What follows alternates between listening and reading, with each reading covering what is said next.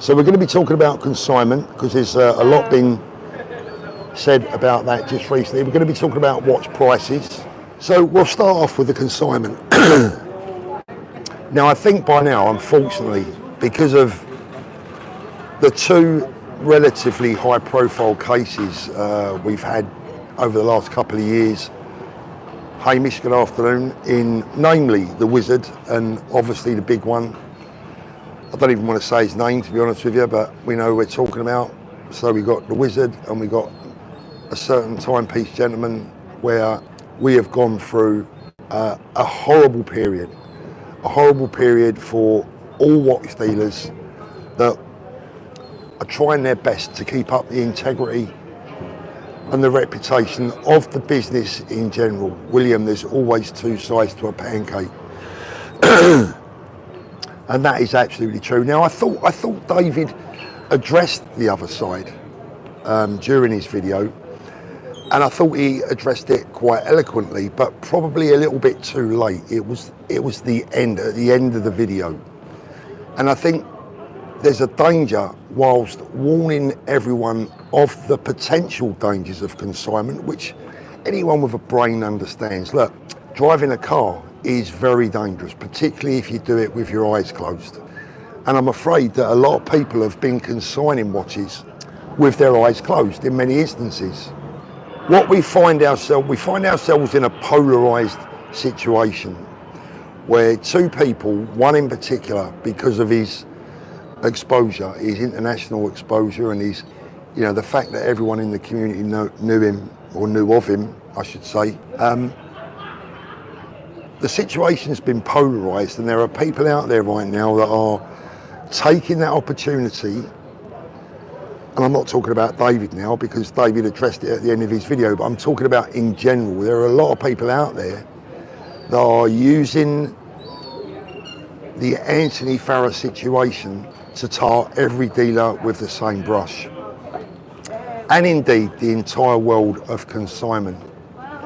And consignment at the moment is unfairly, in my opinion, being touted around as a completely taboo subject that no one should touch, no one should talk about, it's too dangerous, etc. But I'm here to tell you two stories that I think you're going to find interesting. The last 5 watches that I've sold personally, of my own watches out of my own collection or out of my own wearing collection, have all been sold on consignment. The reason that I chose to sell them on consignment is that they have returned me, and I was trying to work it out in my mind. This figure is quite high because there was a couple of vintage watches involved in the watches I'm talking about that were going to be quite difficult to sell within the trade.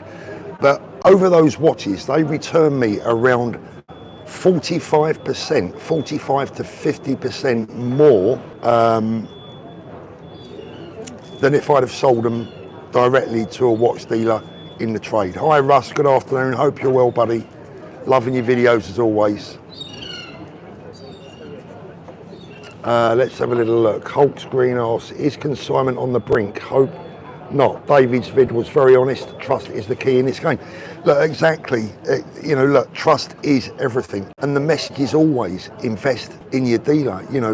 As per David's advice, you must check the dealer's reputation. You must check his history, etc., etc. But I think it's very wrong for everyone within the community. And I think it's a slightly misleading message, if that's the right word. Bearing in mind I'm live, I haven't got necessarily the perfect vocabulary for this. I'm speaking as I think, which is sometimes not a good thing, right? But I haven't got the chance to edit this either. Whatever I say now is out there forever. But I think it's also dangerous to champion the perception. Thank you very much, Ed. Really appreciate that. Thank you. I think it's also dangerous to champion the position that consignment is a bad thing, when actually, in many instances, consignment is the very best way of you achieving the best watch, the best price for your watch. That is a fact. If anyone finds that uncomfortable, then so be it. Lee Yasiok, how you doing, Lee? Same if you're buying or selling, trust the dealer. Nothing wrong with consignment, in my humble opinion. I agree, as long as you're using the right person. Now, what I said to David, and this is how good of friends we are, Paul, you're not an ordinary punter, not fair to compare yourself to someone. Yeah, listen, mate, you know what? Friends or not, that's a good point, but I'll answer it. Just because these dealers are my friends doesn't mean to say that they're prepared to pay me more money for the watches. And that's the honest truth. I don't consider that I made a penny more than your average punter would have done. I know or knew the value of those watches. I knew the retail value of those watches. I knew the approximate trading value of those watches. I knew the approximate straight sell value of those watches, and I knew the approximate consignment price of those watches. And it's the consignment price that I eventually got. I had to wait. In one case, I've been waiting almost a year for the watch to sell, but I made almost 50% more than I would have made had I have sold that watch directly to a dealer and needed the money straight away. So my whole point is that whilst everyone wants to protect the community, and I'd like to think that nobody wants to protect you guys out there more than me, but with good news, there's also sometimes some bad news. There's also, there's another story to things. Mad watch collector Russ, I have 100% trust with consignment with a bricks and mortar dealership, and a point of contact, not a backpack dealer, plus I'd get recommendations, their reputation too. Absolutely spot on, Russ. You've hit the nail on the head 100%. So therefore what I'm saying is, my appeal to everyone out there today is, look, please don't think of consignment, or please don't consign consignment to the bin because of what you're reading on, forums, on Reddit, and some channels that are, calling it consignment, which is just so sweeping. It's such a sweeping statement. There's a police car just driving past. It's like me saying, because the police every now and again find a corrupt officer, that we don't need the police anymore. It doesn't work that way. Watchmaster run the consignment model, and look at the mess they got into. The customers were very lucky for Spencer to bail them out. But look, here's the problem. There was a problem with the Watchmaster consignment platform method. There was a big problem with that. A problem that Spencer has beautifully addressed, in my opinion. I know he's my friend, but he's beautifully addressed it by increasing the amount of money that the consignees are going to get back, lowering his profit margin, and more importantly, B, taking them out of those hideous contracts. It was the contracts that were the problem. I don't know if people were looking or reading the contracts or totally understanding them. I don't know. But the contract was the problem. You got 50% waiting a year on consignment than you would have done if you sold the watch a year ago in the market. Yeah, this was a vintage watch with that's value never really changed throughout the period. It was wholly and totally unaffected by the price increases and decreases.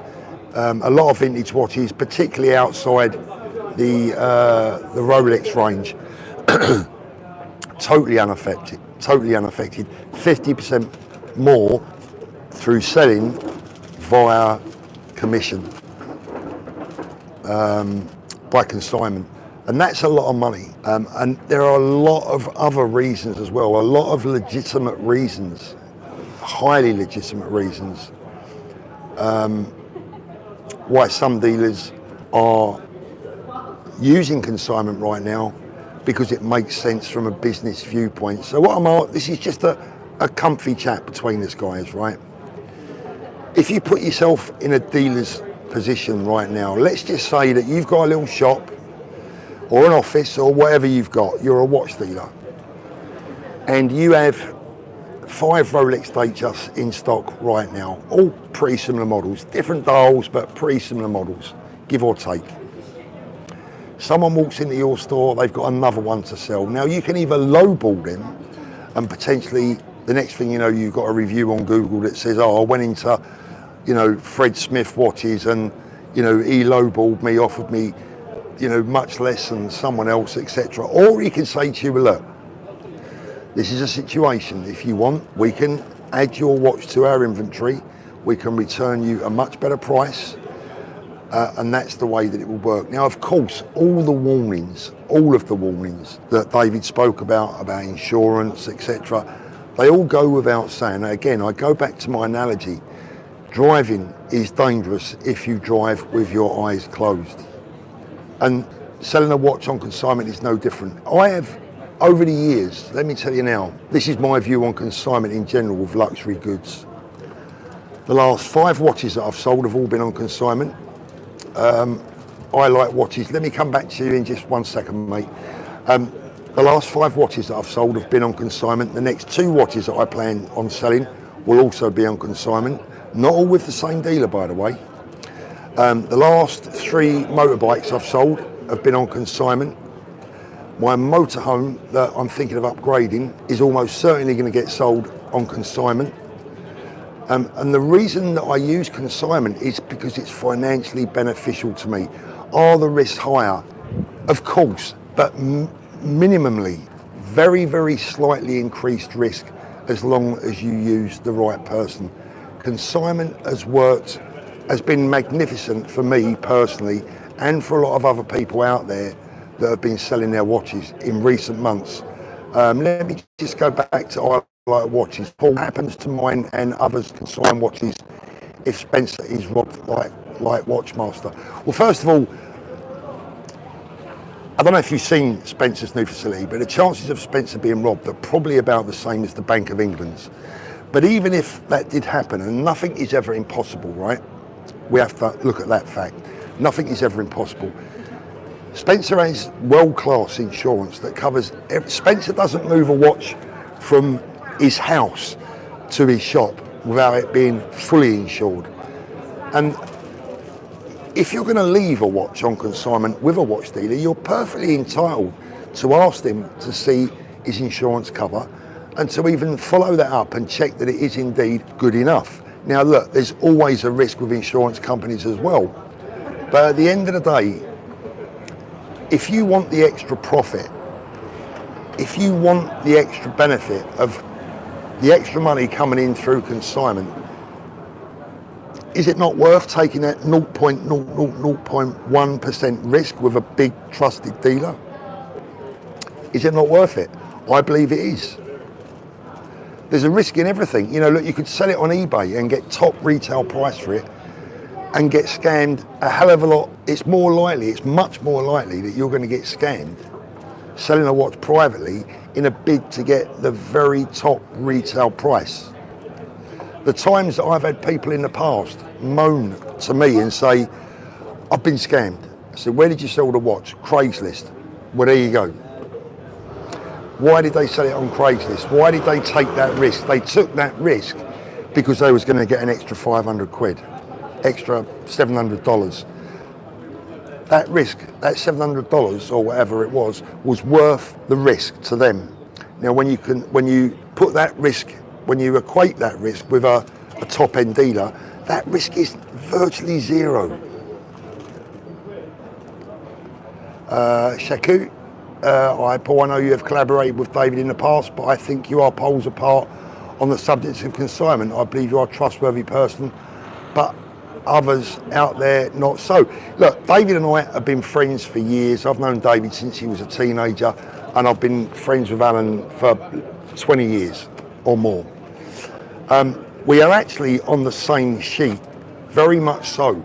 David's advice is really not a lot different to mine. He just put it in a very different way. You know, he spoke in depth about the potential dangers of consignment, which I think now are fairly obvious. We've all seen that. Again, I use the analogy, don't drive a car with your eyes closed, right? But we mustn't take away the potential positives, because that could actually also lead to people losing more money. If I look at you lot out there as a group, as a whole, and every single one of you dump the idea of consignment with the right dealer, there'd be even more money lost. That I absolutely guarantee you. Ice cold intellect, sounds like you're well in favour of consignment and massively discounting the risk. Not at all, you're not listening to what I'm saying. I am in favour of consignment in the right circumstances. You know, this is the problem with running a YouTube channel. You say things and people either just don't hear you or they just don't understand. Absolutely in no way am I in favour of consigning watches to unproven dealers. Forget about it. Do not do it. But if you do your homework, if you choose your dealer right, and I don't know how else I can put it, I don't know if I don't speak English or if people just don't want to understand what I'm saying. Choose your dealer carefully, do your due diligence, do your background checks, and everything will almost certainly be fine. And the point is, the risk of losing your watch through a hugely trusted consignment dealer is far smaller than you trying to sell your watch to a private individual on eBay, on Facebook, maybe I mean, Chrono 24 is pretty good, but it happens.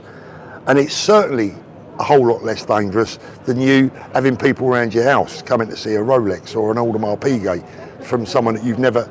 So nobody talks about that. Everyone's talking about consignment being a bad thing because of a couple of idiots, because of one very high profile person who has made a complete pig's ear of the entire community's standing in many respects. And I'm going to come to that in a minute, because that one is starting to grate on me a little bit with Anthony. I'm going to tell you something in a minute.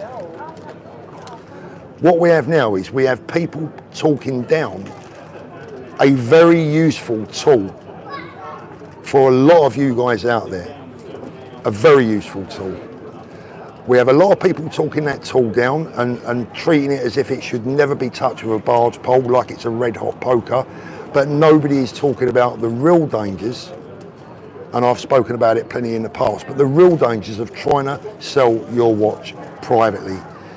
So the choice is out there right now. You can sell privately. The most dangerous way of selling a watch, without doubt, the most dangerous way of trying to sell a watch is to someone that you don't know. The second way of selling a watch is by part exchange. So you go to a dealer, you choose another watch, you do the deal, you get the money for your watch on the spot because you're paying for the more expensive watch. That's another way. The third way is to let the dealer make you a cash offer, an instant outright offer. And right now, the market is a buyer's market. Everyone knows that. Anyone that follows the watch market will know that it's a buyer's market. So when I say you, I don't mean everyone. I'm talking about you guys out there in general.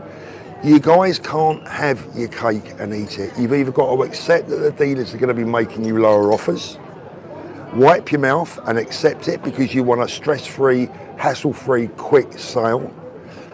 You can take the consignment route with a proven, trusted, solid, legitimate dealer whom you have checked out and done your due diligence, or you can go down the route of selling it privately. Now, I know which one is the most dangerous, and I've been telling you that for absolute years. So my message on consignment is, please do not listen to the general consensus of opinion right now that is sweeping across the internet, that everyone that does consignment either can't afford to buy the watches or, are taking them on consignment for some sinister reason. That's inaccurate and it's actually unfair. Would I consign my watch to a consignment-only dealer? No, that's something completely different. Personally, I would not consign my watch to someone that only dealt in consignment watches. That wouldn't be for me.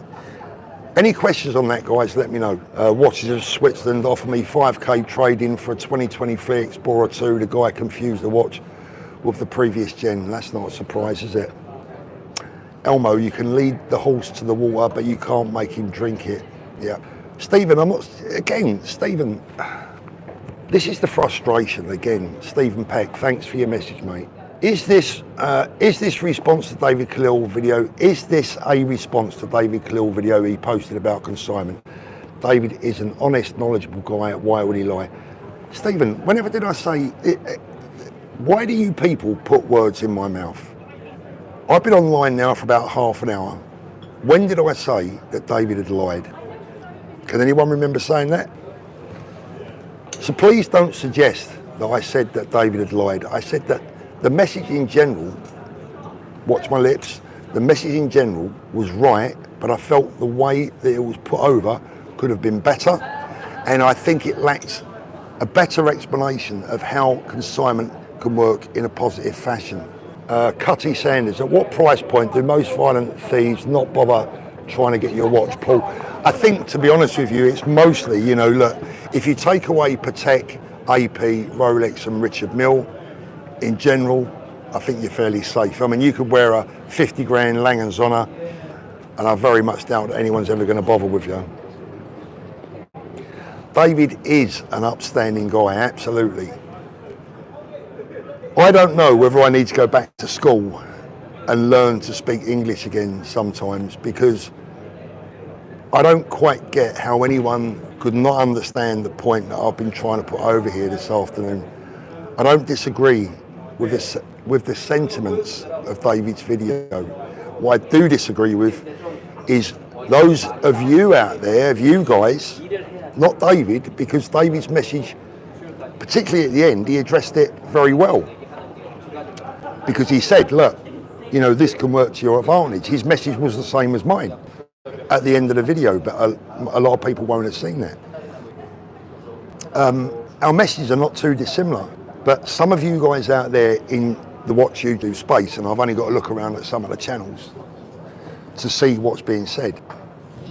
Everyone is trying to put out this perception that consignment should be consigned to the bin, and that will be to the detriment of some good people out there. A lot of good people that want a better price for their watch. Trust me when I tell you, as sure as night follows day, that is going to be to the detriment of some of you guys out there trying to sell your watch. It's your watches, your choice. Let's have a little look.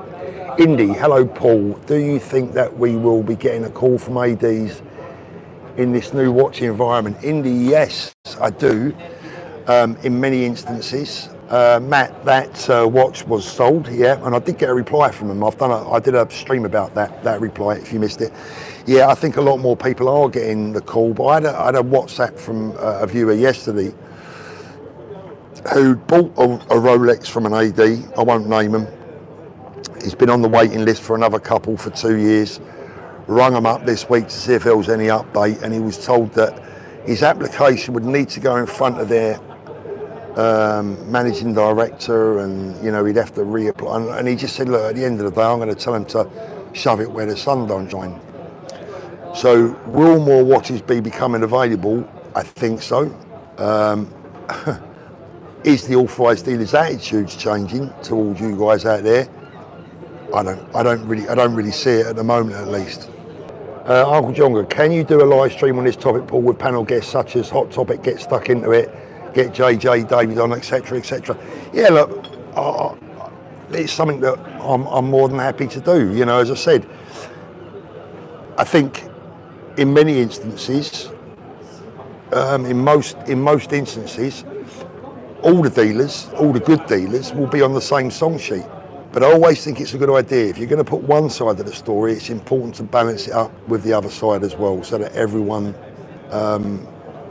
knows the full story and not just a part of it. That's the dangerous thing.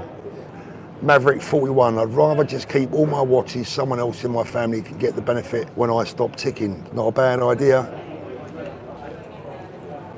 Master Watch, just me, but these days I only try to buy watches that I will keep, or at least really try it. But I also think buying knowing you can always sell does work also, absolutely. Paul, Rolex put me on the register. I was told between 1 and 2 years I had a punt. Spoke to Rolex Harrods, bang, had the one I wanted in stock. Touch, absolutely. Going back to Anthony for a moment, how's this for irony? And I don't follow the story. Honestly, guys, right, I packed up watching anything about Anthony months ago because I just can't be done with it. The ironic part with what he's done, and I know that one of Anthony's ambitions all along was to get himself a Netflix series.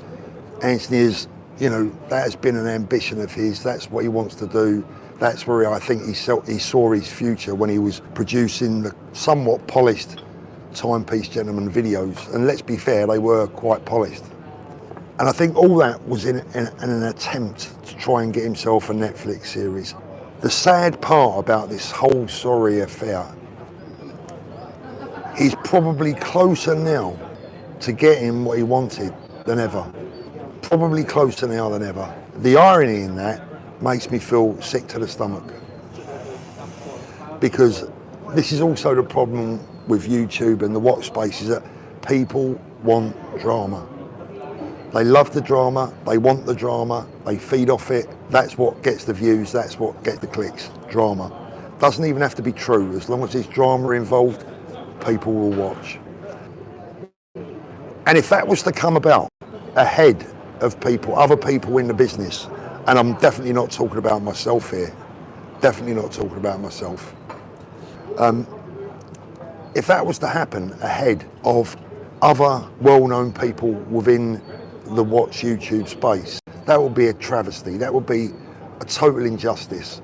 To have someone like that representing our community, representing our business, representing the trade, the industry, the hobby, to have that person as the person that Netflix chose to represent all of us would be a genuine travesty. And I just hope it doesn't happen. What's your views on that, guys? Oh, by the way, has anyone bought the new iPhone 15 yet? Is it any good? I know Spencer's bought one. I've not had a chance to talk to him about it yet. But that's the irony of drama, which is a shame. Just under 200 of you in the room. No such thing as bad advertising, Paul. I don't know about that, mate. I don't know. I think in this business there is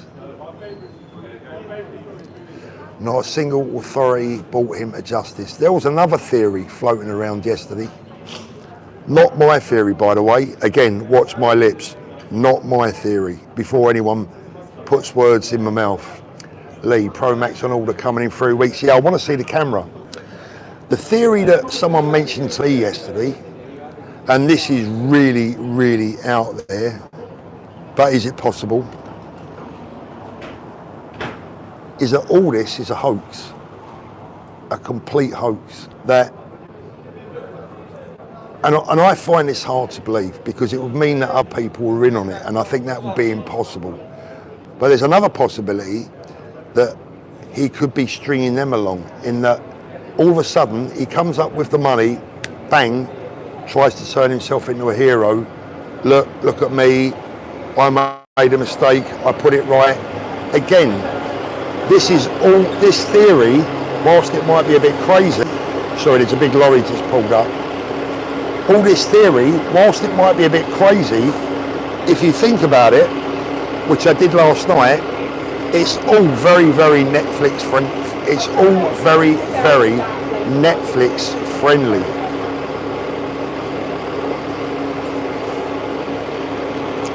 And I wouldn't put anything past them. Not now.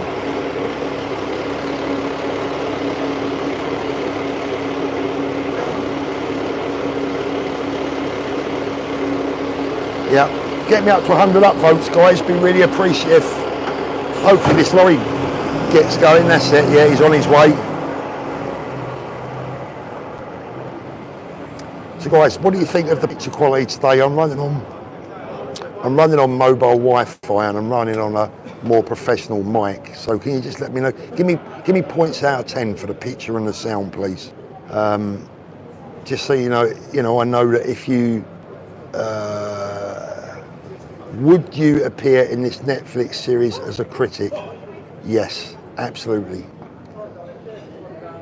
The honest truth, I would tear him a new one. Because, thanks guys, 10 out of 10, lovely. The reason that I would want to tear him a new one is because he's let so many good people down. You know, when you give someone the benefit of any doubt and then they betray that trust, that's kind of almost the worst betrayal of all, right?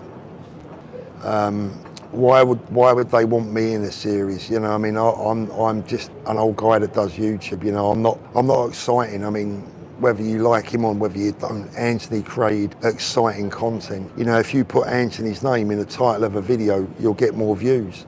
If you put my name in the title of a video, it's a recipe for disaster. Hey Rosie, how you doing? Long time no see. Hope you're well. So I still think I still feel there's more to play out in this story, but none of it has been good for the good guys in the watch trade. None of it has been good for us. In fact, it's been an absolute unmitigated disaster. Do I regret my association with Anthony? If that's the right word, to be fair to me, I met the guy 2 or 3 times. 3 times, I think. I met him 3 times.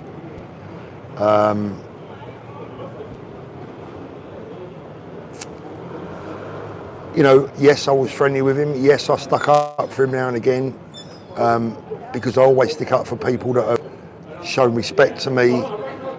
Maybe I'm a soft touch. Maybe I'm just, you know, maybe I'm the wrong person to be judging people that early. Thanks, Watch Apprentice. I'm a very kind-hearted individual. I always treat people with the utmost respect and with kindness and with positivity, unless they give me a reason to do otherwise. And he never gave me that up until, you know, fairly recently. And I've never enjoyed getting on people's backs for no reason. Yeah, I do. I take people on face value, you know, and a lot of people say, oh, you know, the warning signs were there. They really weren't, not from within the trade, because everyone was getting paid that I knew of. I never heard of one problem. That's not a red flag. You know, when you're only hearing good things about payments, that they are not red flags. Unfortunately, he was very, very clever. And I still think he's very clever, and I still think that we haven't seen the end of this. I think there's another chapter to this story. Quite what it is, your guess is as good as mine. Watch Spark, yeah, look, thank you, I really appreciate that. Look, I've been watching a couple of other streams recently, and that's not the opinion from a lot of people. You know, I was watching a stream last night, and people were saying how much I'm disliked within the community, which, you know, is a little bit sad. Joseph Divine, this guy you talk about is a scammer. It's amazing he got so many mugs to trust. His image is a couple of percent trans, would not have spoiled his image. Yeah, Joseph, look, again, you know, you're talking from, I get what you're saying, but you're talking from the outside. You're talking without any knowledge of what went on behind the scenes. So, to give you a little example, to give you an example, if you've got someone out there that you're doing a bit of business with and they continue to pay you, everything is going swimmingly fine, you're making money from that person, you've had no bad transactions with that person, you've heard of no bad transaction with that person, but outsiders keep coming to you going, this guy's dodgy, I think this guy's dodgy, I think this guy's up to it. Believe it or not, mate, all the time you're earning money from that person and your deals are going fine, you're not going to listen. And that was the problem, I think, within the industry, that he was very clever in making sure the important people, and when I say the important people, I mean the people out there with a voice that could have blown the whole thing open, he was clever enough to keep those people happy. That's my belief. That's what I think went on. It's just my opinion. So I think he was probably very good at what he was doing, and probably knew exactly what he was doing. But I understand why a lot of people can say from the outside, oh, I think this was easy to see from a mile off. Cheers, Matt. Appreciate that. Yeah, I mean, look, there's a certain section of people out there that, for whatever reason, you know, and I think they've, you know, it's a fair number of people, you know, that for whatever reason dislike me, dislike my channel, dislike the message. I was watching a bit of a part of a stream that someone sent me this morning. Thanks, Martin. Appreciate that, mate. I was sent a little portion of a video this morning, and they said the reason that people don't like Paul is because of Paul, as in like myself. Like, I don't know what I've ever done to anyone. No one's ever come on the internet and said Paul Thorpe did this to me, because I haven't done anything to anyone, but they can make it up as they go along. They don't like me because of my son. Well, that's fair enough, but that's not me. You're talking about another guy, 40-year-old guy. What's that got? What of his actions have absolutely nothing to do with me. And the other reason they don't like me is because I'm friendly with grain market dealers. No, Andy didn't send me the clip, mate. Let's go back a little bit. Thanks, mine. I appreciate that. 7979 Dennis. To be honest, David's message was loud and clear. The only difference between your opinions is that David's priority is the customer. Your opinions is to keep happy customer and dealer. Yeah, Dennis, exactly. Exactly, Dennis. You're actually right. I want everyone to be happy. I always want everyone to be happy. Always, no matter what, like, I don't know, you know, I love people to be happy. I don't get any pleasure out of sadness because of my Cockney accent. Yeah, maybe. Thanks, Hallie TV. Appreciate it. You know, the grey market means a lot to me. What you guys need to understand is that when you spend all the years that I have around these people, and I understand the trials and tribulations that they go through, the stresses, the strains, the bravery that it takes in every way to be a fully fledged, legitimate watch dealer that puts himself out there in front of the world. You know, I'm not looking for any, you know, violins here, but the horror stories that you've all heard of, the living under the constant threat. Oh, Des, thank you so much, mate. Congratulations on the launch of DWV. Des, you're an absolute diamond. Thank you, buddy. Look forward to seeing you soon, Des. Hope you have a safe trip back from Spain. That's actually paid for my parking and my coffee, and so cheers, Des. Where did I get to? Yeah, I mean, look, at the end of the day, you can only try your best, and I don't like to see anyone unhappy. I always love to see an element of fairness for everyone. And do you know what? There are some people out. I'm going to tell you something, guys, now, because we're nearly an hour into the stream, and I reckon that most of you watching right now are loyal viewers of mine, and probably, hopefully, friendly towards the channel. I'm going to tell you something now. There's an individual out there right now that's active on Reddit, that's very active on YouTube, and he's making himself active using multiple usernames. Afternoon, Chris, who is describing Digital Watchful as, and I quote, Thorpe's next scam. And this message is being repeated verbatim on live stream, etc., etc. Now, my answer to that individual would be, well, the problem there is you forgot to tell anyone what my first one was or my last one, because there hasn't been any. Now, I know that I should be less sensitive than that. Thanks, Chris. I know that I should be less sensitive than that. But with me, what you see is what you get. Dennis, I know that you can't make everyone happy, but it's very distressing to see people blatantly lie about you as a human being whilst trying to drag other people down with you. Very quickly on the subject of the vault, exactly what was the last scam then, Matt? Yeah, you know, tell us about the first, before saying it's my latest one, tell us about the first one or the last one. Just total and utter ignorance. Thanks, Patricia.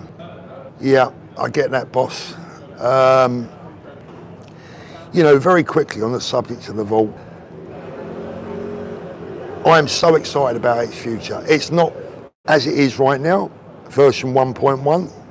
We're not perfect. We're not there yet. We've still got things to implement. We've still got things to do. We've still got a lot of work to do. HG, thank you, mate. I hate a troll apart from the ones you can comb their hair. Yeah, I mean, look, this is evolving in front of our eyes, and you guys are a part of it. This is part of the excitement. This doesn't belong to me. Yeah, Martin, I should do that. This is all of ours. It belongs to us all. You know, the people that are behind this have put money in on your behalf because they think so much of our community, our industry, watches in general. This is a combined effort of a lot of people to give you guys what we feel will make you safer, happier, and the whole industry, put the whole industry in a better place. When the app comes out at Explode, yeah, I think you're right, Russ, the app's not far away. And when I see people, I understand that people will have questions. I understand that people will have criticisms and concerns, and rightly so. I get everyone and would reply, if I was able to, technically, I would reply to anyone with a question that I can answer professionally and properly if I'm qualified to do so.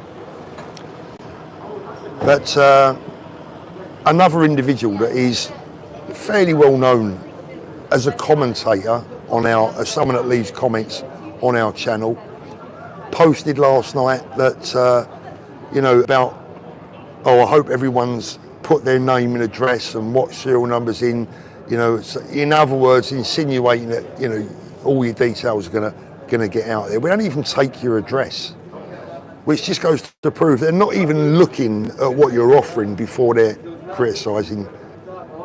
But we're trying, guys. We're trying for every one of you. Richard Bartlett, I consider myself reasonably good at assessing from afar. TPD was an obvious scam from the very early on. For example, I signed up to DWV without any qualms. It's a huge positive for the industry. Thanks, Richard. I appreciate that. I appreciate that very, very much indeed. 200 of you in the room, lovely. Not bad for a Friday afternoon.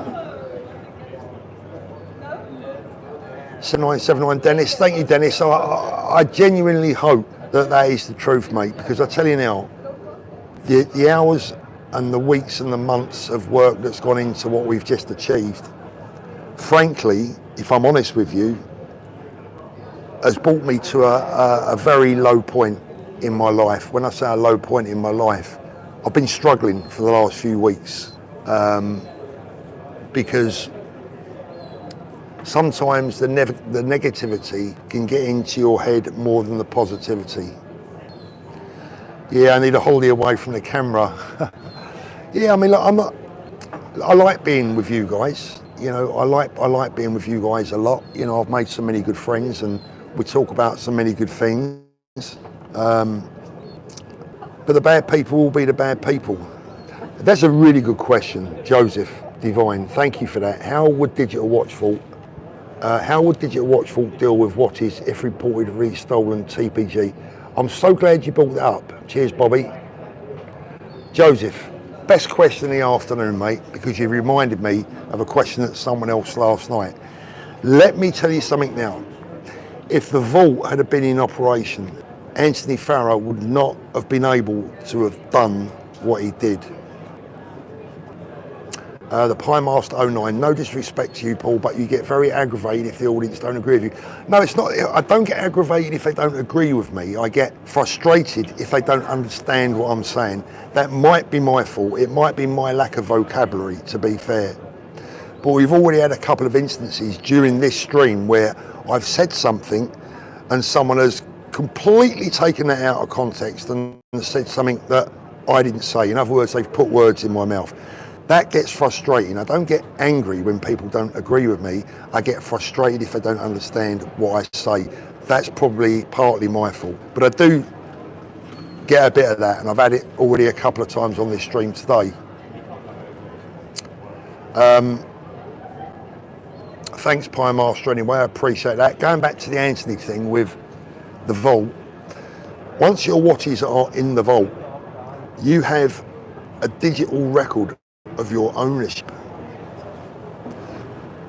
And that ownership, just like Carfax or DVLA, doesn't legally change hands until you pass that over. So if you was to consign a watch, you can consign that watch to someone, but legally you still have proof that the watch is yours. And anyone potentially buying that watch would want transfer from that vault account into yours. Anthony wouldn't have been able to do that. He wouldn't have been able to pass on watches as his own when they clearly weren't, because ultimately when the vault runs out to its full extent, and we could be talking about a year or two, it could even be 3 or 4 years down the line. We have to start somewhere, right? We want, thank you mate, appreciate it. You're right. Yeah, thank you, all the best. We are hoping that every watch in the world is in the vault. We want to get every single watch in there, and then all this stuff will be impossible. Now, I put my own watches, I've been putting my own watches in the vault over the last 2 or 3 days, and I can tell you, I promise you, the feeling of extra security when you get that watch in and you look at it and you think, wow, that's there, no one can touch that ownership, that provenance, it is mine. And if anyone steals that, I've only got to hit a button, and every single person in the world who accesses the vault will be able to see that that watch has been stolen within seconds. Bradders, how does the record in a digital watch vault stand up in court? Does it show official legal ownership? Well, what you're doing is you are registering your ownership, your provenance. You are making a legal statement, a declaration that this watch is yours. You're photographing the watch if you've got it, the box, the papers, the receipts, the history, whatever you've got, you can photograph, upload and record your provenance. I think that would be enough to prove to any court in the world that that watch is yours, especially when the other person would have nothing. So would the vault have helped with police auction watches? That's a really good question. Gold Tooth Jacko, how you doing, mate? Yeah, I gave you a call earlier on because I just wanted to have a quick chat with you about yesterday. You know what I'm talking about. Wondered if you knew anything. All the best, mate. I'll speak to you later. And look, going back to the question, look, we're in discussions and negotiations with police forces and police agencies right around the world. Some have been more acceptable than others. Some I think will come on board in the future. Some are very keen to get on straight away. We've had lots and lots and lots of individual police officers signing up. We've had law enforcement in America are contacting us like you wouldn't believe, saying we want to get involved, which is magnificent. One thing I can tell you is that the expected or the predicted sign up over the first 48 hours was 33% higher than we'd hoped for. So I'm absolutely delighted with that, bearing in mind that we only did a soft launch. Looking at my bit of paper, I've pretty much got through all my subjects. My coffee's gone a bit cold. Any questions before we think about wrapping up, guys? Would it be worth cracking on geographic area and then expanding it out? Yeah, I mean, Bobby, go over to the vault and have a little look, see what we've done with the watch crime hotspot map. If any of you haven't had a look at that, thanks boss, have a look at the watch crime hotspot map, which is being populated as each day goes past. It's a really interesting concept, a really clever concept. And I'm so pleased with that watch crime hotspot map. Even if you don't use it, you've got to go and see it. It's brilliant. Andrew, right, another great question. Mark, I didn't see your super chat. Hold on a minute. Mark, I've just seen it. I've just pressed the button. Mark, get yourself a drink, mate, and thanks for all you do. Mark, I really appreciate that. You're a gentleman and a star. Thank you. Let's get back to Andrew's question because it was a good one. Any recommendations for reputable watch insurance companies? 2 more features that are coming to the vault in the foreseeable future. A can't tell you exactly when, but in the foreseeable future. We are very close to being able to integrate a very easy watch insurance system that will be to your benefit. So you'll be able to go online, insure your watch on the spot, no hassles, no problems, and you'll be able to do it through Digital Watch Vault. And we are trying to negotiate the very best prices for you, another benefit, free of charge. We're also very close, or close-ish, to being able to offer international watch warranties so that you can warranty your watch online, which means that you can get cover for your watch if you damage it, etc. It will all be covered, no worries about warranties. And again, we're looking at getting you guys the best possible prices that we can get. But all of these offers, all of these facilities will only be available to those of you that have taken advantage and signed up. And by the way, it's all free. What's not to like? And just to reiterate, for any naysayers out there watching this now, let me just touch a little bit on, Matthew. Matthew, let me cover that one first. I think some of the reluctant suspicion from people read the vault relates to lack of understanding on the financial model as nothing is free. You're absolutely right, Matthew, nothing is free. It's costing us an absolute fortune to run. You wouldn't believe how much it's costed us to, how much it's cost to build and how much it costs to maintain and secure. What's that about Holly Willoughby?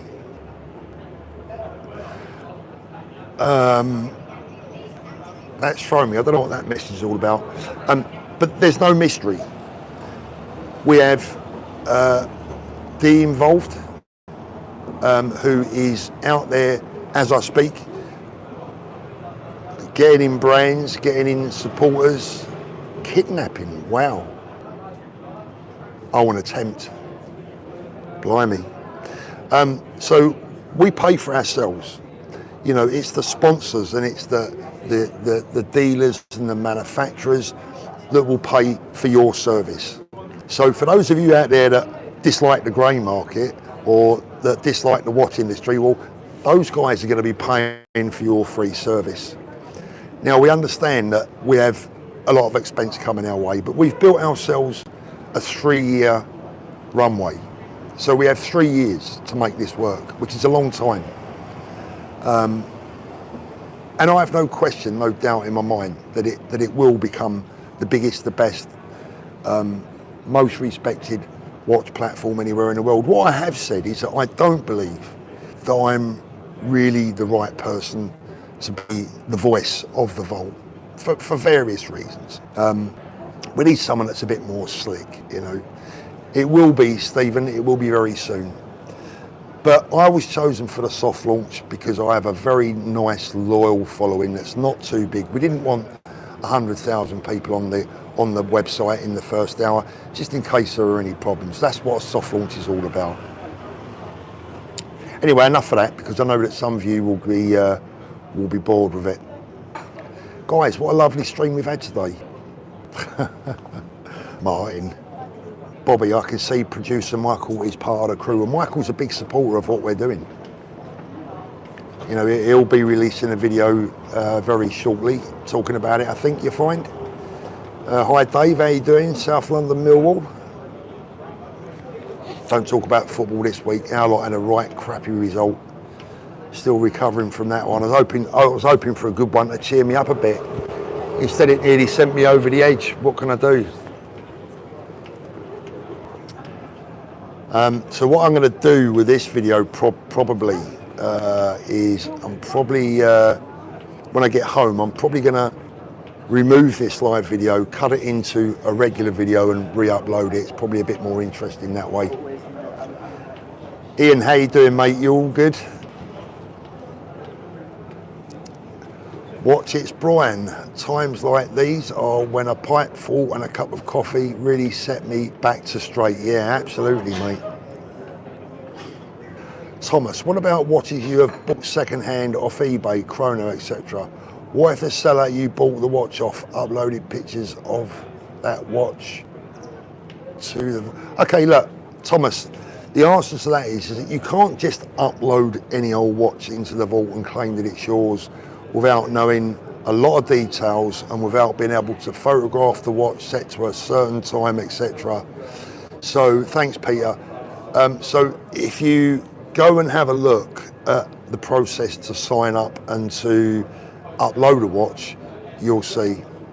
Is there any reason why DWV is based in Beverly Hills, not UK? Yeah, basically because it's a US based company. We are, for various reasons, we are an American based company, and that's because despite the fact that I'm obviously heavily involved in it, again, you know, I just reiterate, I'm only a small part of the company. This is not Paul Thorpe's baby, as some people would like to portray, and I suppose that's a compliment, but it's not my baby, I'm part of it. So it's an American company. On that note, just as a little bit of a hint as to give you an idea of what this sort of thing can cost, because people often say, oh, I'm thinking of setting up a watch website, I'm thinking of doing this, I'm thinking of doing that. You're looking at an initial legal bill of 50 grand before you've even kicked a ball. I mean, 50 grand buys you like a startup kit in this sort of world when it comes to the legals. Okie dokie, what if you didn't get a receipt? Do you mean from who? So if you didn't get a receipt, so if you're trying to register a watch in the vault that you haven't got a receipt for, that's fine. You still got the serial number, the model reference number, you can still photograph the watch at the set time requested, etc., etc. I think it's important to say that, look, no system in the world is absolutely fallible. Criminals will be criminals, they will do what they do, they will always find a way around any attempt to stop them. Okie dokie, when buying private, well, ask for a receipt. But if you didn't get one, it doesn't actually matter. It won't prevent you from registering the watch. Criminals and bad guys will always do what they can do to try and halt the progress of safety and security and of the good. But if you look back through history, it's always technology that ultimately prevents crime. If you look at CCTV today, how many crimes are resolved, or at least if they're not resolved, the act is caught on CCTV. That's called technology. You know, we never had that going back many years. And this is what the vault is all about. It's all about doing our best, prevention, cure, trying to put these people into another industry, saying, you know, we want them to look at the watch world now and go, you know what, too much hassle, let's move on to something else. If we can do that, even if we only achieve a small percentage, which I'm sure it's going to be much greater than that, what an achievement that will have been. And we just, as I said, you know, it's important for everyone to understand, whether you like me or whether you don't, it really doesn't matter. What matters is that you try and protect yourselves. Forget me, forget the personalities involved in it. Protect yourself. And if you can protect yourself and we can help you protect yourself, I'm an happy man. Right guys, 71 minutes on the clock. I think you guys will have seen enough of me. Hope you have a lovely, happy, healthy weekend.